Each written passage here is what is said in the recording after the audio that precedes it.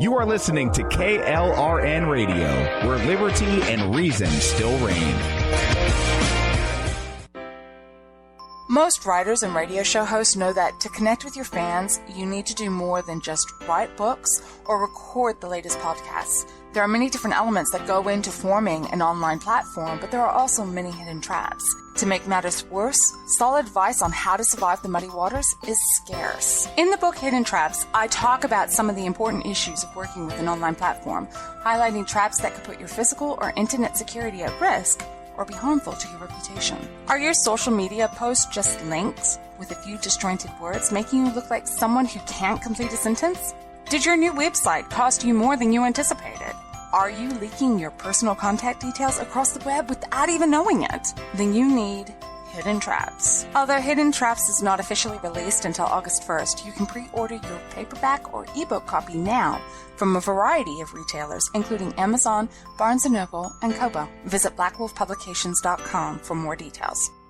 Here's George Foreman with InventHelp. Hi, I'm George Foreman. Do you have an idea for a new product or invention? People ask me all the time, George, how do I get my idea in front of companies? How do I get a patent? What do I do next? Do you have the same questions? I'll tell you like I'll tell them all. Call my friends at InventHelp. Call InventHelp today for free information. InventHelp has been helping inventors for more than 30 years and has sales offices nationwide. InventHelp can submit your invention to companies who are interested in receiving new ideas. If you have an idea and want to try to patent it and submit it to companies, you should call InventHelp today for free information. Listen, I can't guarantee a company will be interested in your idea, but I believe every inventor deserves the opportunity to step into the ring and take their best shot. Put InventHelp in your corner. Get your free inventor's information. Call 1-800-353-6490. That's 1-800-353-6490. Again, 1-800-353-6490. KLRN Radio has advertising rates available. We have rates to fit almost any budget. Contact us at advertising@klrnradio.com.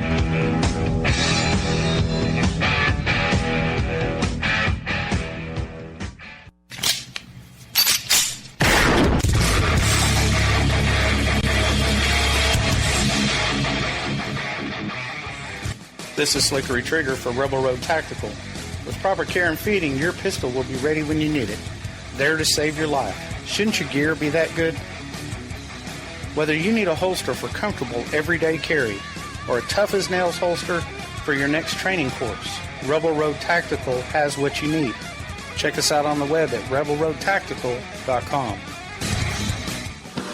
You're listening to the Spark Radio Network, internet radio like you've never heard before. Innovation, creativity, and imagination are all said to begin with a spark. So fasten your seatbelt and take the ride of your life and listen for the spark. This is Jenny Earhart with Southern Sisters Radio, and I'm your Southern Sister. In case you didn't know, you can check us out every Sunday at 2 p.m. right here on KLRN. And I'd love to hear from you. Email me at radio@southernsistershome.com. My friend, this is Man Cave Radio, and you are in Wenz World. Here we go! Folks, I am with future Hall of Fame rocker, one of the best classic rock drummers of all time, Mr. Bobby Caldwell from Captain Beyond. Welcome to Wenz World, Bobby. How you doing, man? Very well indeed. Thank you, Joey. I am so excited to announce that you will be right here in Atlanta on Wednesday, August 16th at the Earl. Man, this is going to be a great show, and you guys are touring with the Mathis Hunter Band, right?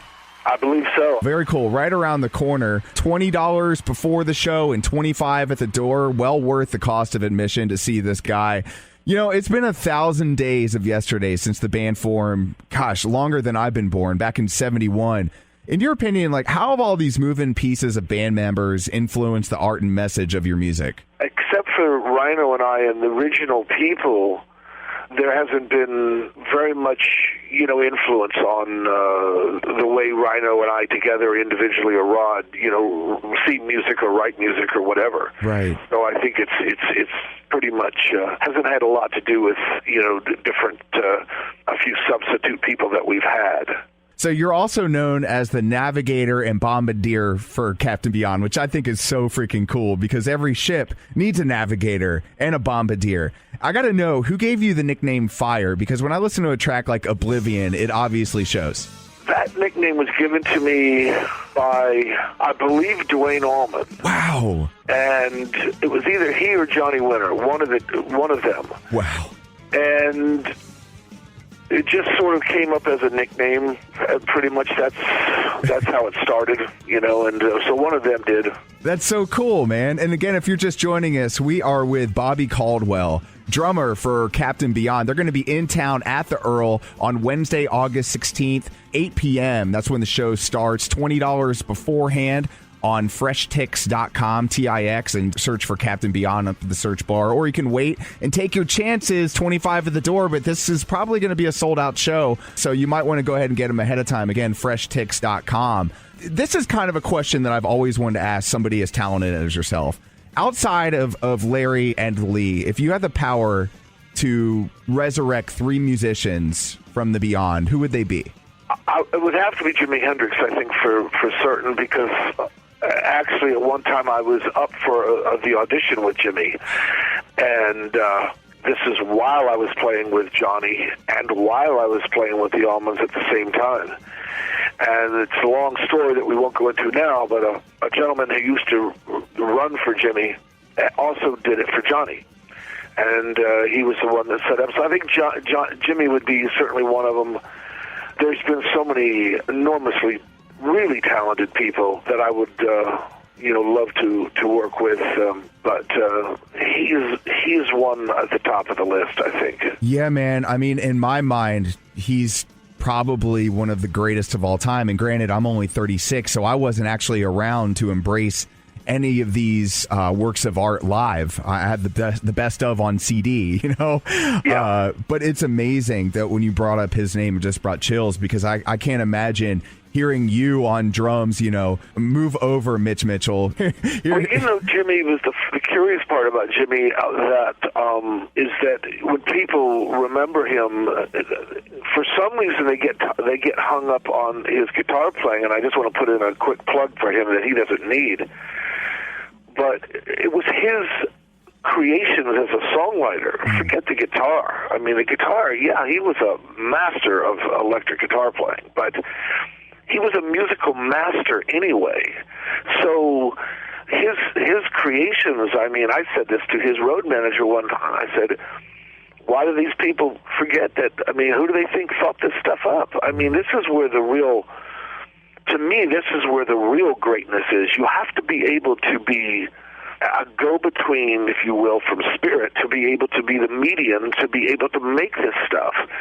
And his writing was way in the future. I mean, it's still in the future. No kidding, man. He was way ahead of his time. I mean, he made the wah-wah before the wah-wah even really existed, and that's just a drop in the bucket of his creation. Do you have a favorite song that maybe isn't on the top 10, most played of his on a rock station? Is something that pops out songwriting ability wise, in your opinion? About Jimmy, oh goodness, Are You Experienced, the actual song, I think is a masterpiece.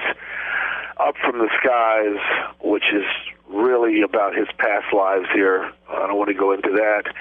And there might be a couple others, of course, Pally Gap that you don't hear often. But yeah, off of South Saturn Delta, right? Yeah, I think it was on Rainbow Bridge too. You mentioned Dwayne Allman and several other people back from that era that I never got to experience. That must have been a really cool thing, and it must be kind of heartbreaking nowadays to outlive these guys. Oh, yeah, I mean, I was playing with the Allmans at the same time I was playing with Johnny Winter and that's how it happened. And we were all great friends. I just sort of went out and played with them all the time that I could, because I enjoyed their camaraderie. And Johnny and the rest of us, the Johnny Winter and, were basing out of New York City. I didn't feel like going and living in New York all the time. I liked getting out of the city.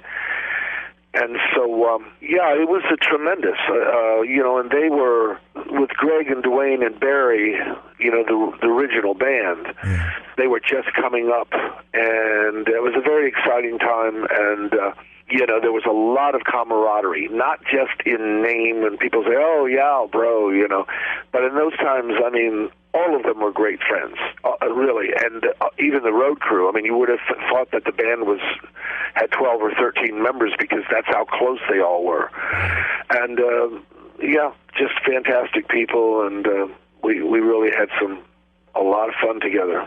Man, that's such great stuff. Again, if you're just joining us, we are with future Music Hall of Famer Bobby Caldwell, drummer for Captain Beyond, an ace in his own right. You've been touring for a really long time. What's the coolest venue that you say you played? And if there are several, feel free to say that as well. There's a couple Greyhound bus stations. No, I'm kidding. I think probably one of the top ones would be the Hollywood Bowl. Another one that comes to mind was the Royal Albert Hall, possibly Shea Stadium. Wow, that's huge. You might be a bigger fan of the large rooms, as it were, over the clubs. Is that fair to say? I don't think so. I mean, I like playing for smaller places where people can really hear you and see you. You play the really big places. I mean, mind you, Joey, you have no say in it. It's just, we're playing over here. Right. So you go whether it's your favorite or not. But for me, I like playing where people can really appreciate what you're doing. So I love playing more intimate places.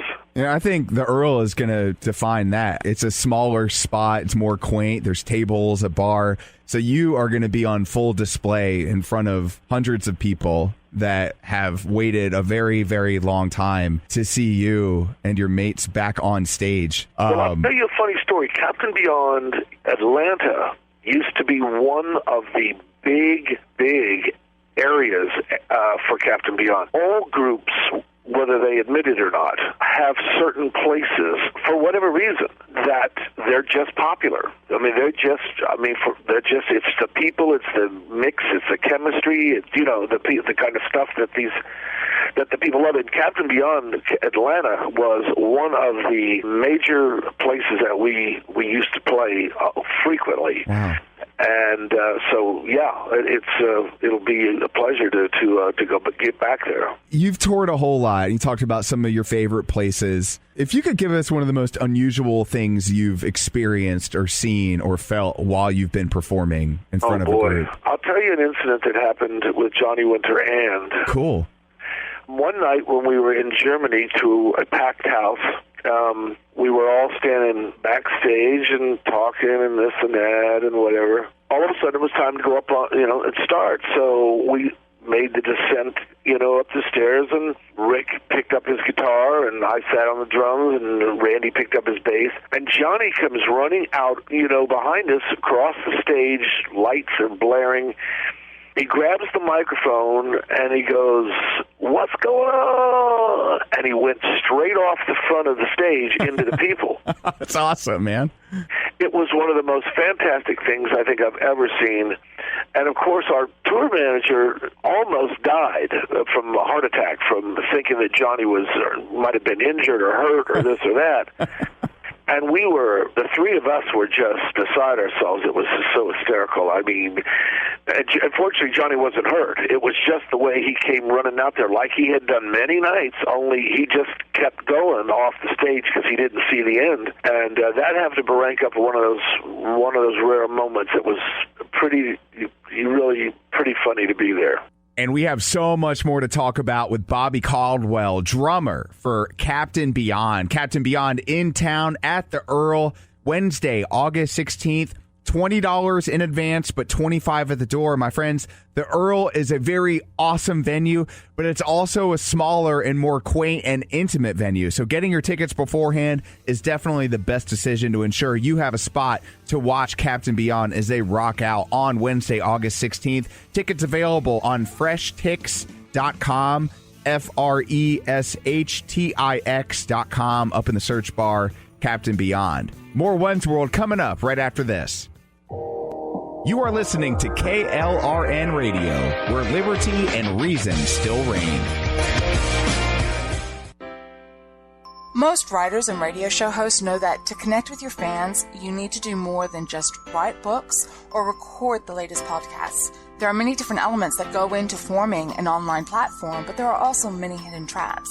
To make matters worse, solid advice on how to survive the muddy waters is scarce. In the book Hidden Traps, I talk about some of the important issues of working with an online platform, highlighting traps that could put your physical or internet security at risk or be harmful to your reputation. Are your social media posts just links with a few disjointed words, making you look like someone who can't complete a sentence? Did your new website cost you more than you anticipated?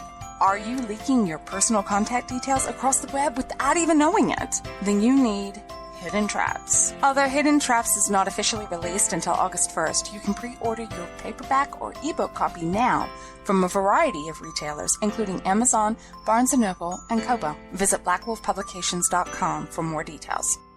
Here's George Foreman with InventHelp. Hi, I'm George Foreman. Do you have an idea for a new product or invention? People ask me all the time, George, how do I get my idea in front of companies? How do I get a patent? What do I do next? Do you have the same questions? I'll tell you like I'll tell them all. Call my friends at InventHelp. Call InventHelp today for free information. InventHelp has been helping inventors for more than 30 years and has sales offices nationwide. InventHelp can submit your invention to companies who are interested in receiving new ideas. If you have an idea and want to try to patent it and submit it to companies, you should call InventHelp today for free information. Listen, I can't guarantee a company will be interested in your idea, but I believe every inventor deserves the opportunity to step into the ring and take their best shot. Put InventHelp in your corner. To get your free inventor's information, call 1-800-353-6490. That's 1-800-353-6490. Again, 1-800-353-6490. KLRN Radio has advertising rates available. We have rates to fit almost any budget. Contact us at advertising@klrnradio.com.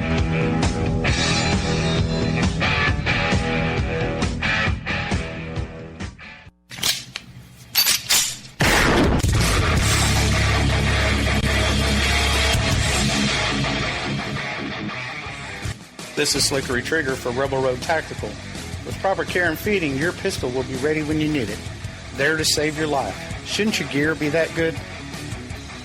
Whether you need a holster for comfortable everyday carry or a tough-as-nails holster for your next training course, Rebel Road Tactical has what you need. Check us out on the web at rebelroadtactical.com. My friends, it's time for another one-tank trip in Wenz World. What if I told you that you could check out one of the most amazing museums outside the Atlanta perimeter? It's true, and with me to prove it right now is Director of Marketing for the Booth Western Art Museum in the fine city of Cartersville, Mr. Tom Shinall. Tom, welcome to Wenz World, man. Thanks, Joey. Appreciate it. I was able to take the family out this last weekend on a Sunday. We drove out to Cartersville. It's a beautiful drive. It is. Blue skies, straight roads. Didn't take you as long as you thought, did it? No, it didn't. It took me just like 32 minutes. Yeah. So it's a hop, skip, and a jump on a weekend. It's a perfect destination for any family looking to escape the hustle and bustle. The hustle and bustle and take a trip back in time. Yeah. I was blown away when I drove up. I thought either I'm approaching a Scientology temple or this is one of the most amazing museums I am ever about to step foot in, and it was the latter of the two. It's an architectural wonder, isn't it? I mean, man, you've got incredible. This little small town feel of a community, and as you drive through the downtown area, all of a sudden this giant 2-story limestone architectural showcase of a building pops up, and it's like, what is that? And once you realize, you see sculptures out in the yard, and kind of leading up to it, you're like, oh, whoa, there's something going on there. It's a big deal. And to kind of give you an idea real quick, Booth Western Art Museum is exactly what, when you hear that, it's what you think of. I mean, It is a Western art museum. Our primary focus is, the art of cowboys and Native Americans, the landscapes, the inhabitants of the West. Right. The American West is such a popular culture. It's so rich such a rich part of our history that people can relate to it because of the pop culture side that was so popular in the 50s, 60s, 70s. Right. And so, this really does provide that opportunity to just kind of go back and enjoy that part of the country's history. But at the same time, we have a Civil War gallery, which is incredible. And we have a presidential gallery, which, personally and from a visitor standpoint, our presidential gallery is like the most popular gallery in the museum. And you got to experience this. You kind of let it out of the bag is the fact that this gallery showcases a portrait and an original hand-signed letter from every single president. Okay, so I'm glad that you addressed that, because as my wife and I were walking through, I was like, are these real letters or are these copies? Yeah, real letters. It's the McCoy. Is that what you're telling me? It is the real deal. So you walk in there, first one on your right is a handwritten letter signed by George Washington. Yeah. And then you've got Thomas Jefferson down the line and Abraham Lincoln and Teddy Roosevelt. I mean, they're all there. Right. Everybody. It goes all the way up to President Obama's letter. We have. It took us 2 years to get his. We put in the official request. Took a couple years. We got it. We've put in the request for President Trump's letter. Who knows when we get it? It could be a couple years. Could be a couple months. We just kind of wait and see. It's going to be huge. It'll be huge. But we'll put it in the case if we get it. But no, seriously. I mean, the collection itself is unlike anything else, because you can relate to what these men were going through on a day-to-day basis. Yeah. And so that really is a special gallery that people just immediately connect to. And so having that gallery enables us to have special exhibitions, which kind of what you were alluding to is really right now we've got an exhibition that the Smithsonian named one of 11 new art exhibits to see this summer in America. And it is Creating Camelot, the Kennedy Photography of Jacques Lowe. And it really does showcase the iconic and never before seen images of John F. Kennedy and family. Absolutely. And, those images that tied into the legend of Camelot. Yeah, over 70 iconic images. First of all, let it be known, guys, I'm not the artsy type. But this brings that era back to life. It's like you can see the beginnings of the political career of Jack Kennedy and the relationships that he formed with not only the voters, but his family, his wife. The media, his family, the media, the public. So a little background on the exhibition is Jacques Lowe was hired by the Kennedy family to be the personal photographer. As they went through the years, his photography documents kind of 58 through early 60s, 61 into the White House. Right. And he took nearly 40,000 images of the Kennedy family over that time span. And the Kennedys knew the power of imagery and the media and press. Right. You think about it, the Kennedy-Nixon presidential debate was the first one to be televised. And, the family realized that there's power and importance in that. So they utilized a personal photographer to kind of balance that out and say, we're going to document our family, but at the same time, we're going to document this time in history. Right. That's what this exhibition does, is it showcases that. Now, I will say this. We are a fine art museum. This is not a fine art exhibit. And this is something that kind of is special about it, because this exhibit was recreated. So it kind of has that restoration, documentary, historical side, because the images you saw in the exhibit are not original images, print images from his collection.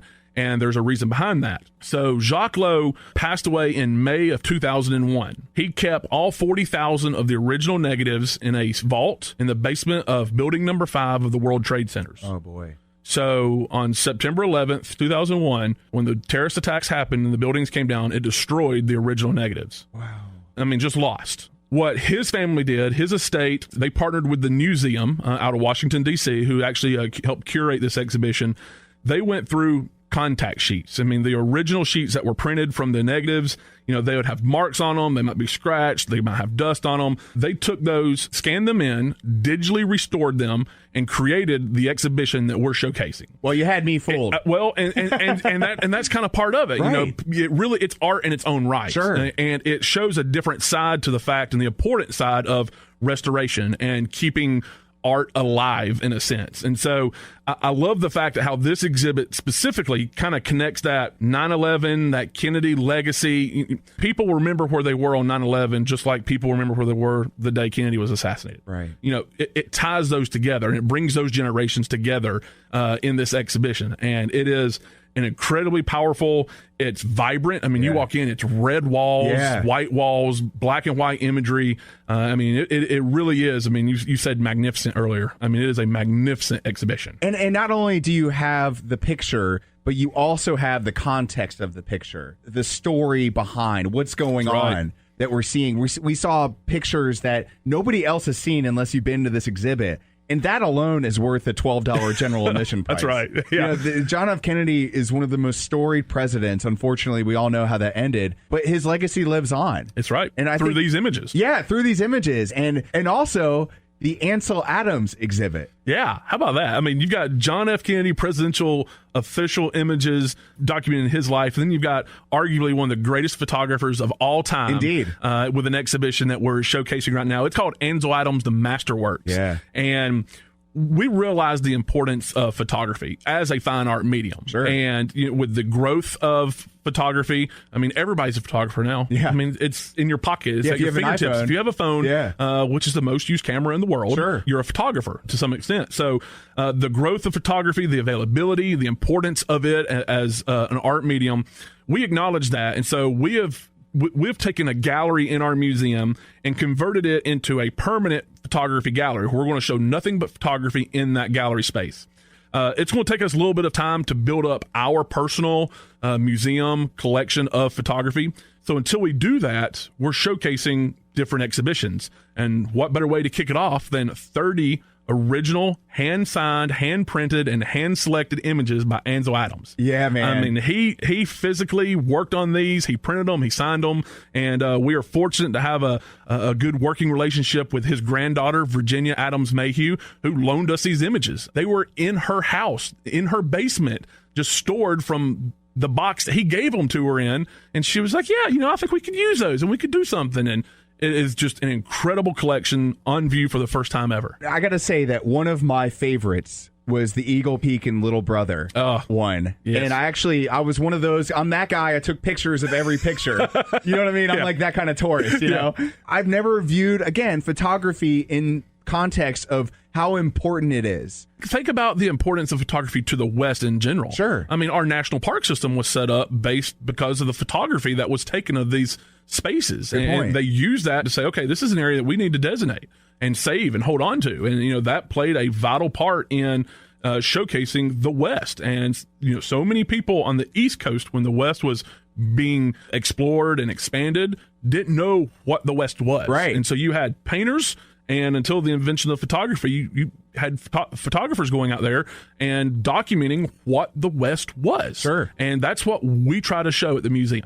And you guys do a phenomenal job. So just those two exhibits alone are well worth the cost of admission. That's right. General admission, $12, under the price of a movie ticket. Yep. And we all know movies these days, it's hit or miss. It is. Yeah, it's a roll of the dice. Plus, you got the popcorn and people talking in front of you, and it ends up being an experience that you want to take back. But with this, you're stepping back to hundreds of years of history, the lives of people that we'll never know. We get to know them through these works of art. And we're going to pick up where we left off right here in Wenz World with our one-tank trip to the Booth Western Art Museum in Cartersville, Georgia, next week. Guys, check it out. In the meantime, head to the Booth Western Art Museum in Cartersville, just 40 miles outside of the city of Atlanta, a smooth drive out to Cartersville. Check them out online, boothmuseum.org, and also on the socials at Booth Museum. Writers are prone to becoming so attached to our characters and stories that we struggle to see why a passage may not be working. It takes another set of eyes to help us nurture our writing to full maturity. At Black Wolf Editorial Services, we strive to enable writers to develop and grow, shaping stories into masterpieces that can stand the test of time. Editing services are provided for all genres and all age categories. Services range from critiques of the short story through to the line edits of the full-length novel and copy editing for those preparing for publication. We also offer assistance on generating a writer's bio for your websites, as well as help with those book blurbs and promotional material. We won't abandon you to the masses. We want to celebrate with you in your successes. Black Wolf Editorial Services, nurturing your writing into maturity. For a full list of services and prices, visit us at blackwolfeditorial.com. You are listening to KLRN Radio, where liberty and reason still reign. Is debt beating you down? You need discipline. You need the Debt Ninja. If you've been caught in a financial trap and need to be set free, then you need the Debt Ninja. Want to stop those harassing collection calls, start saving thousands in interest and fees, and get out of debt fast? Then you need to call the Debt Ninja.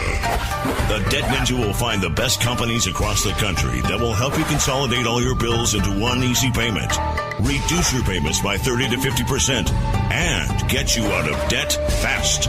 If you have unsecured debt of $10,000 or more, such as credit cards, loans, or medical bills, call the Debt Ninja for a free 15-minute consultation. Call 800-826-1246. 800-826-1246. That's 800-826-1246. Call today. The Debt Ninja.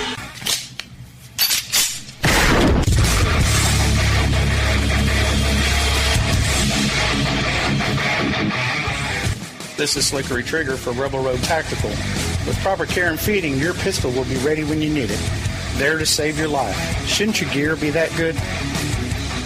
Whether you need a holster for comfortable everyday carry or a tough-as-nails holster for your next training course, Rebel Road Tactical has what you need.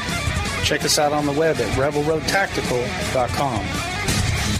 Individuals and businesses with tax problems, listen carefully. Do you feel like you're losing control over your finances? If you owe over $10,000 in back taxes or have unfiled tax returns, we can help you take back control. The IRS is the largest and most aggressive collection agency in the world, and they can seize your bank account, garnish your paycheck, close your business, and file criminal charges. Take control of your tax problems now by calling the experts at Tax Mediation Services and take advantage of the Fresh Start program and new laws that may allow us to negotiate a settlement for the lowest amount possible. Our team of tax attorneys and enrolled agents can stop collections and get you protected so you can take control of your financial future. Tax Mediation Services is accredited by the Better Business Bureau. Call now for a free case review and a price protection guaranteed quote. Call Tax Mediation Services now at 800-610-9050. That's 800-610-9050.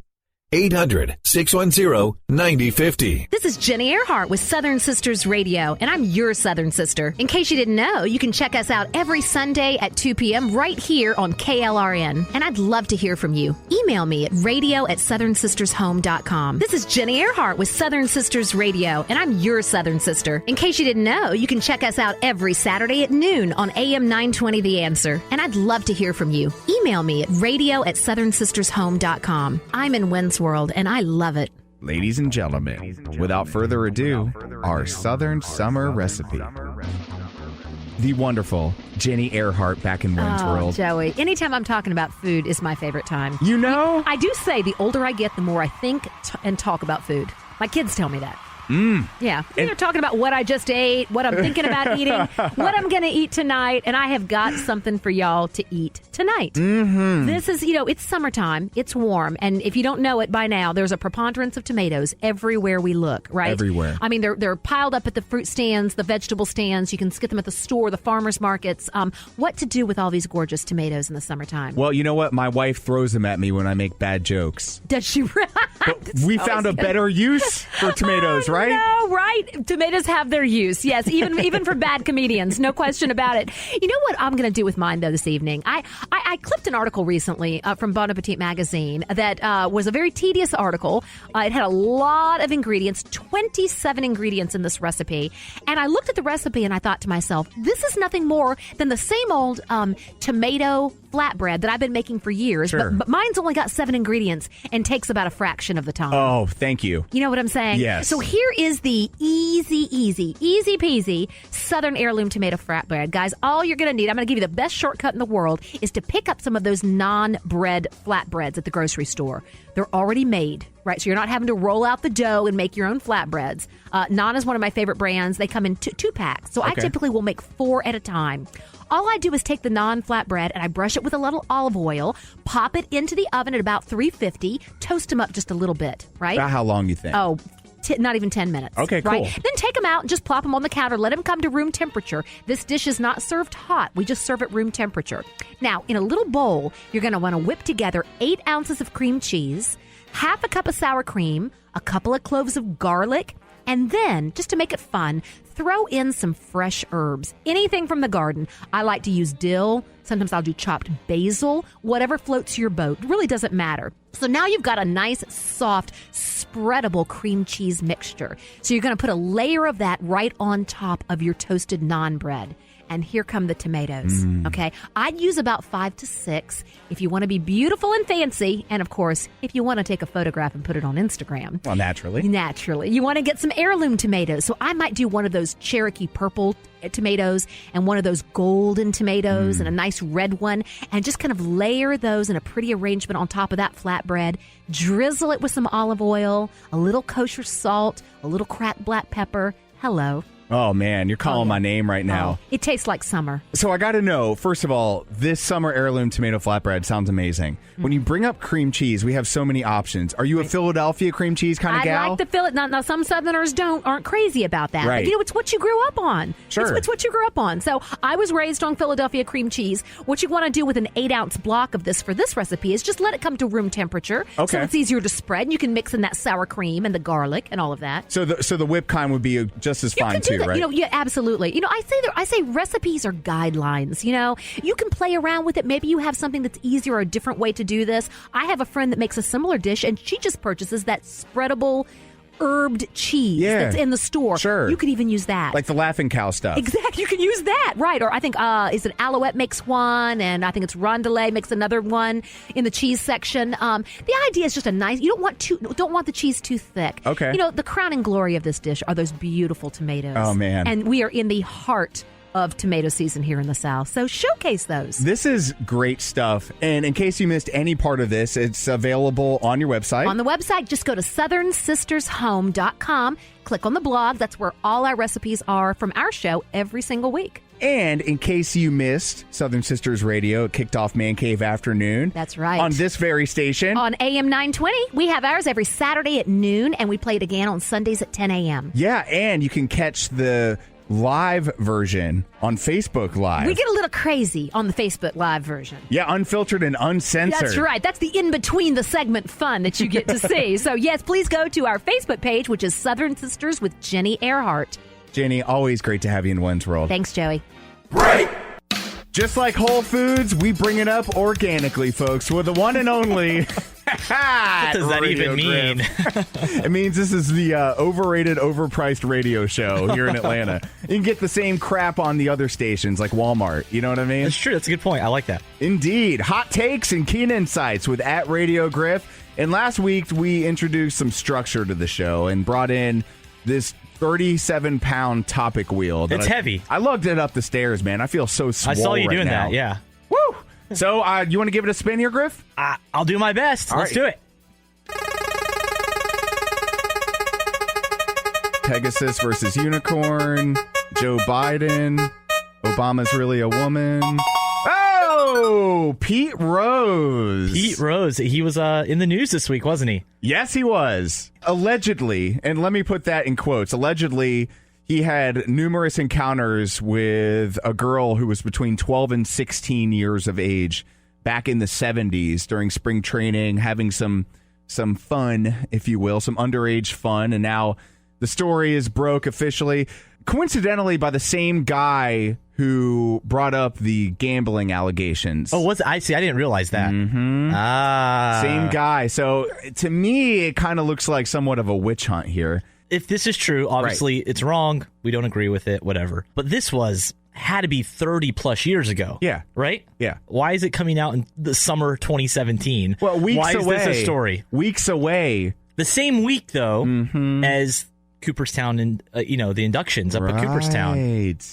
That's why it rings a tad shady to me. They just have to keep the narrative out there. We can't let Pete Rose get in the Hall of Fame. Yeah. We got to throw another reason on the fire. Right. Because maybe, I think I've kind of seen it, there's been somewhat of a turn, especially I think amongst our generation, of people who are more accepting to him maybe being in the Hall of Fame one day. Right. So therefore, I think, these old school baseball writers, these old sports writers, they have to throw something else out there to just remind people, oh, this guy doesn't belong in the Hall of Fame. Here's a terrible story. And if this is true, he definitely doesn't belong in the Hall of Fame. So they have to pile on for whatever reason, because it's like almost a personal hatred they have for the guy. Right. They don't. This guy was one of he's probably a top 5 all-time baseball player.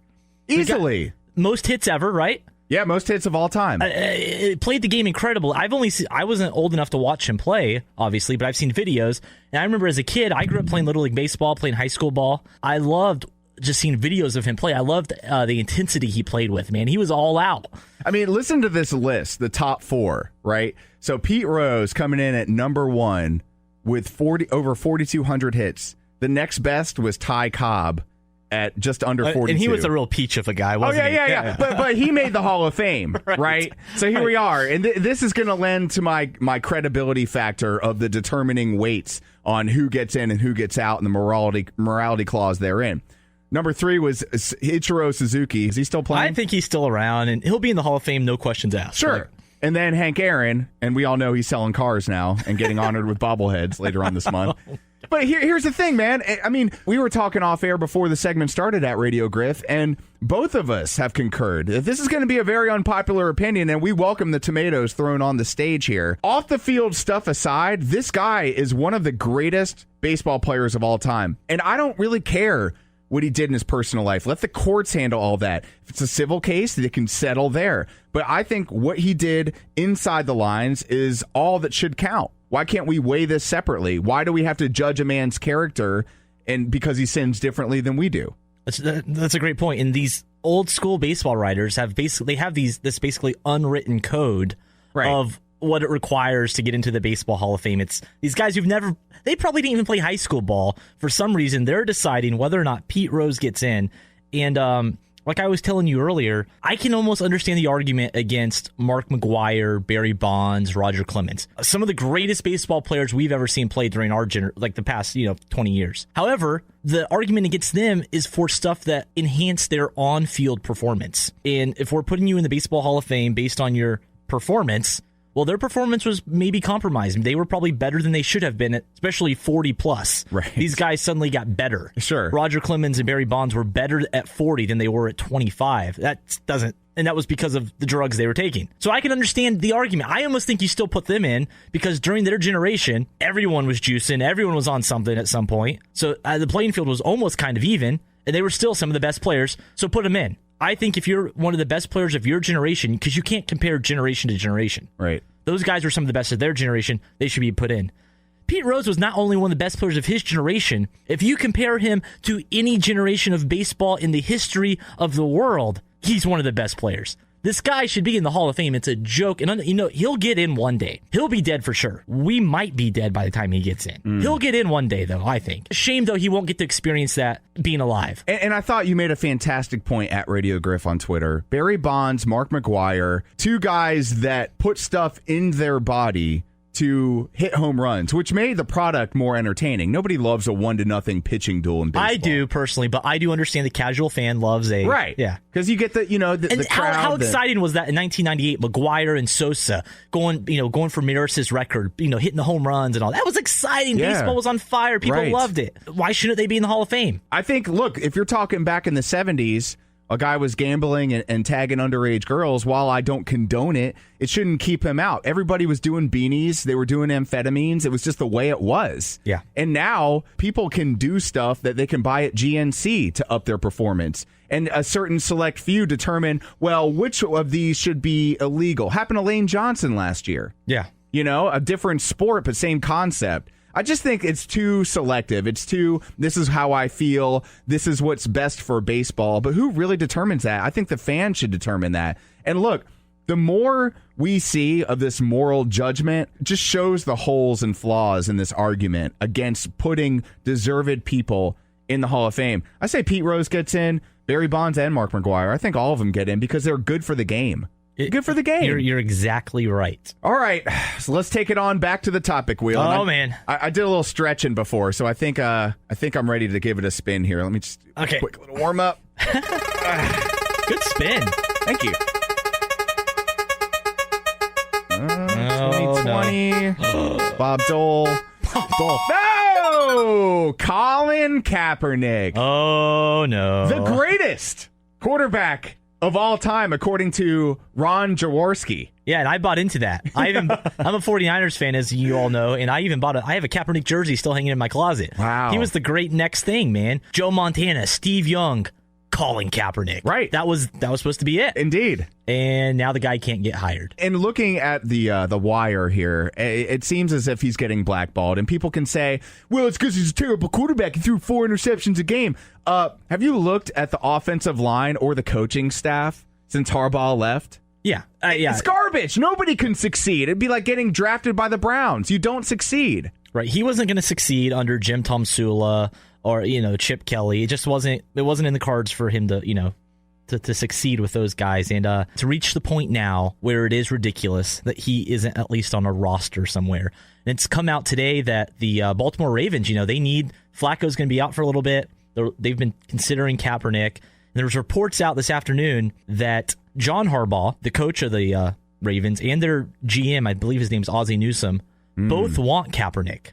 However, the owner is basically saying, nope, not going to do it. This isn't the first owner who has said no. So there's been other coaches and GMs, the men you hire to make these decisions, who have wanted Colin Kaepernick. It's these owners who don't want the headache, at least in their opinion. Right. Because of the social media backlash already. I'm not going to watch. I'm not going to go to the games. It'll be a one-day thing. It'll be a one-day story, and then it'll die down. Right. It's not a big... And the Ravens are in desperate need for... Their backup is Ryan Mallett. They've brought in an Arena League guy. He didn't work out. They're bringing in guys from Liberty University.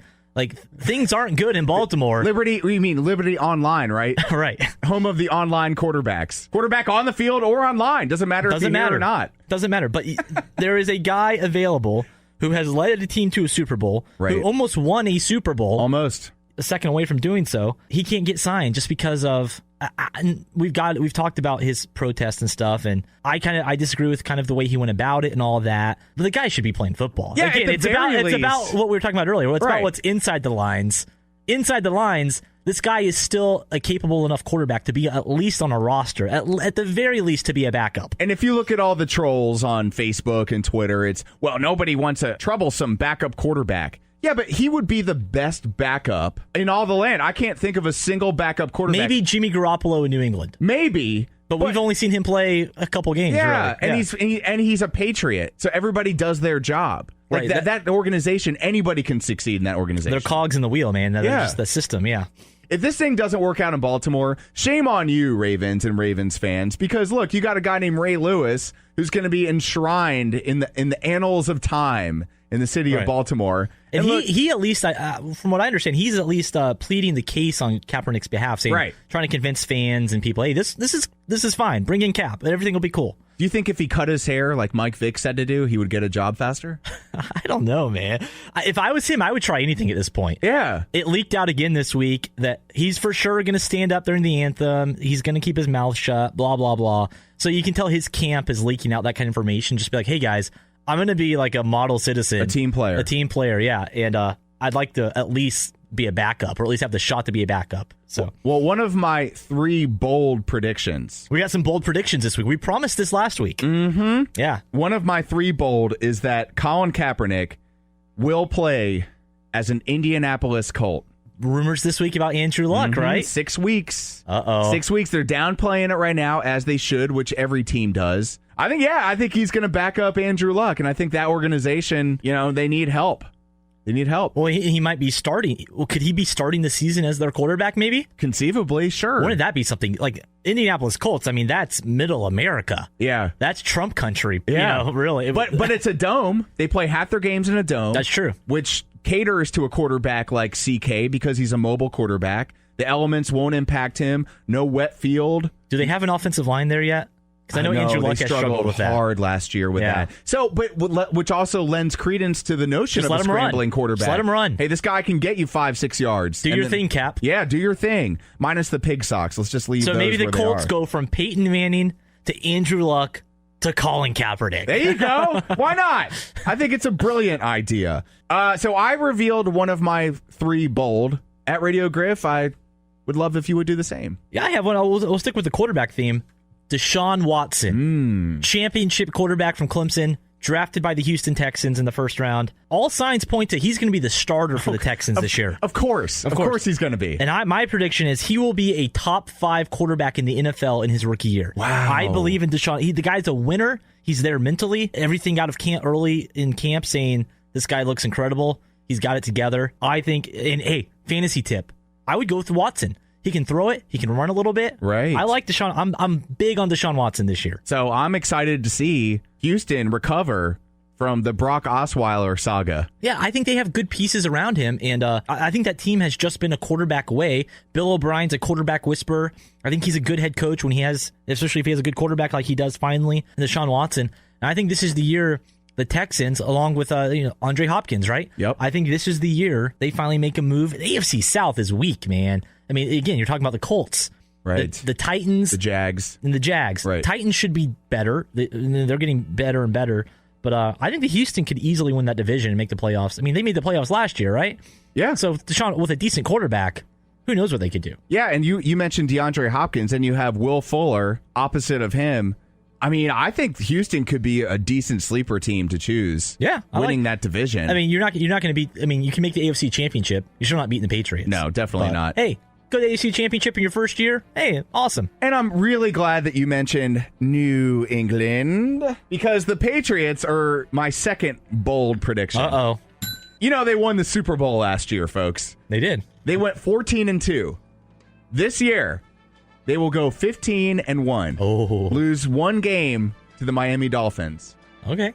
And that's it. And then they're going to go on and stampede the rest of the AFC and the NFC challenger. I like that. I think that's a very... It's bold, but it's almost not too bold because Right. The Patriots are just... They're so good. No, it's like the A1 on your steak. I almost feel like this NFL season could be like this past couple NBA seasons, at least on the AFC side, Sure. where it was a no-brainer who was going to the championship game. Warriors and Cavs the last 3 years. This year, it's like the Pats and who's next? Who are they going to beat this year? I think the Pats are in. I just... unless Brady gets hurt, and then maybe Jimmy gets hurt as well, maybe they don't make it. But, I mean...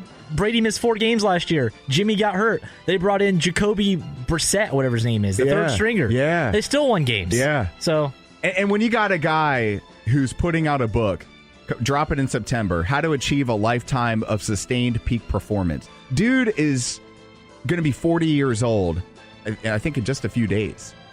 I'm buying that book. I've already pre-ordered it on Amazon. Why not? Why wouldn't you? I want to learn how to do that. He's the template for success. I mean, he's the template for a human being. He's right. the greatest. How to be the imperfect Jesus, essentially. Exactly. He really is. He's like the next best thing. If Jesus doesn't come back, I'll think Tom Brady was the second coming. He just didn't drop the knowledge quite yet. But yeah, dude, I mean, I think he's a successful brand. You were talking about injuries, and one thing that leads me to believe that the Falcons will regress is the fact that last year, none of their offensive linemen missed a game. No. Started all 16. That doesn't happen in back-to-back consecutive years. And we are up against it, so we're going to have to end it here for the on-air version. But the on-demand version has the entire chat with @RadioGriff on Twitter. Head to SoundCloud.com. Also, a free app in your phone's app store up in the search bar, WENZ World. More Wenz World coming up. Hey, y'all, this is Jenny Earhart with Southern Sisters Radio. Catch my show on AM 920 every Saturday at 12 and Sunday at 10 a.m. You can also connect with me on Facebook, Southern Sisters with Jenny Earhart. What's going on, KLRN radio family? This is Joey Wenzler, a.k.a. The Wenz. Follow me on Twitter, and I'll follow you back at WENZ World Radio. Man, oh man, I am super excited that the NFL season is just weeks away. My team, the Philadelphia Eagles, kick off their season in Washington, September 10th, that Sunday. And in the meantime, we've been hearing nonstop about Colin Kaepernick. You know Colin Kaepernick, the guy who wouldn't stand for the national anthem last year, took a knee on the sideline, had some off-the-field stuff, talking to reporters, talking about how people of color are still mistreated in this country, and until that changes, he won't stand for the national anthem. Also, the guy who wore a Fidel Castro t-shirt as he was talking about oppression.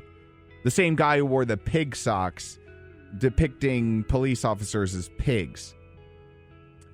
You know, it's easy to throw the race card around in this country because it sells. It's sexy still, for some reason. Heartbreak and real-life struggles are sexy to the media. It's clickbait. It's easy. What's harder is to do the research and look at the facts.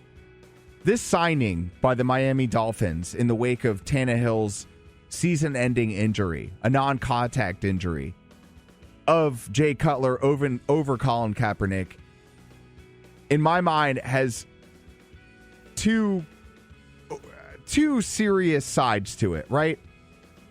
So one side is the fact that head coach Adam Gase, head coach of the Miami Dolphins, Adam Gase, was the offensive coordinator in Chicago back in 2014, I believe. 2014.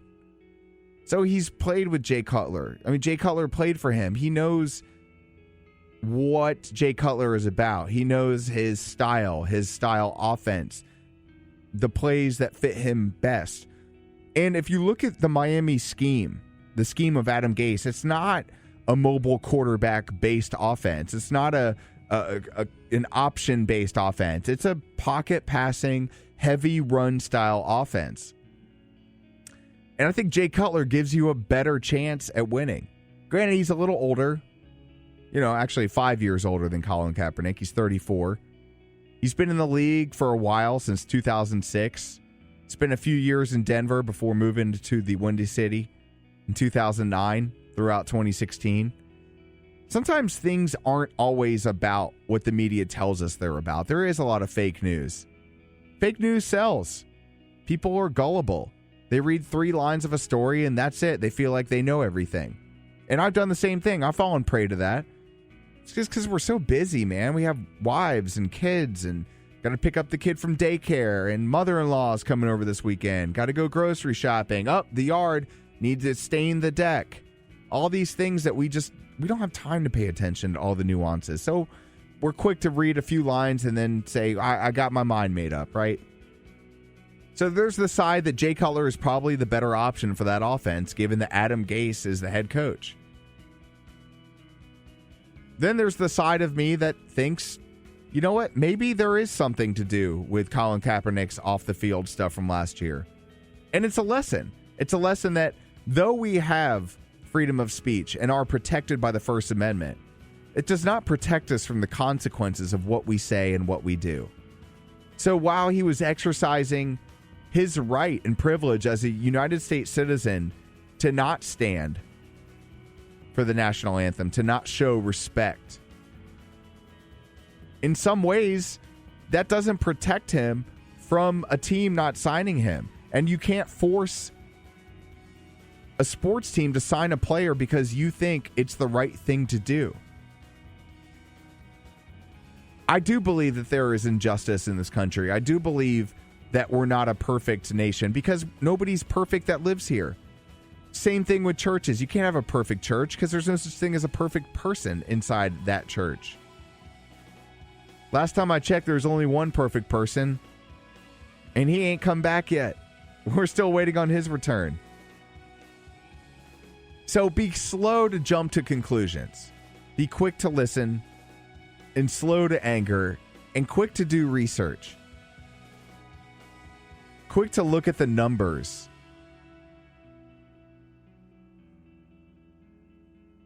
And that's about it.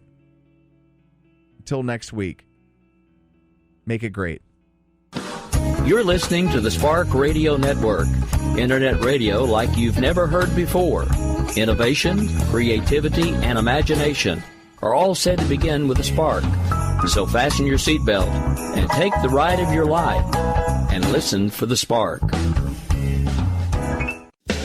This is Jenny Earhart with Southern Sisters Radio, and I'm your Southern Sister. In case you didn't know, you can check us out every Sunday at 2 p.m. right here on KLRN. And I'd love to hear from you. Email me at radio@southernsistershome.com.